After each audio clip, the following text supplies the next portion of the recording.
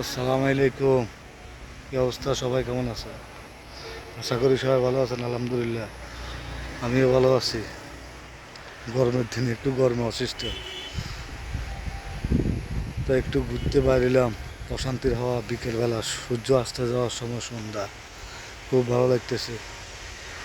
প্রকৃতি অনেক সুন্দর, নিজে উপভোগ করতেছি। ভাবলাম যে আপনারা উপভোগ করেন, সেই জন্য আপনাদের মাঝে একটু শেয়ার করলাম। তো কী অবস্থা, কী করতেছেন?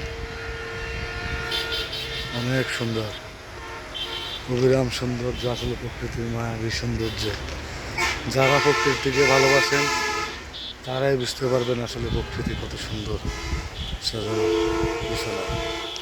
আমার তো খুব ভালো লাগতেছে, আমি খুব এনজয় করতেছি। কিন্তু বিকালবেলা এই সময়,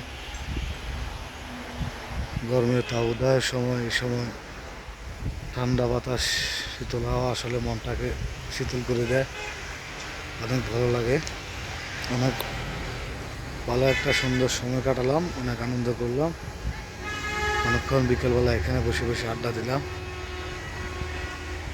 সময়টাও কাটলো, শরীরটা ভালো লাগলো, মনটাও আনন্দিত হলো, মনটাও ভালো লাগলো। পানির বাতাস সবসময় ঠান্ডা হয়। যখন পানির সামনে বসে থাকবেন, বাতাসটা যখন আসবে পানিতে ঢেউর সাথে, অনেক ঠান্ডা, আসলে ভালো লাগার মতো অনুভূতি। এ সময় সবাই একটু শীতল হতে চায়, ঠান্ডা হতে চায়, কারণ গরমে সবাই অবস্থা খারাপ।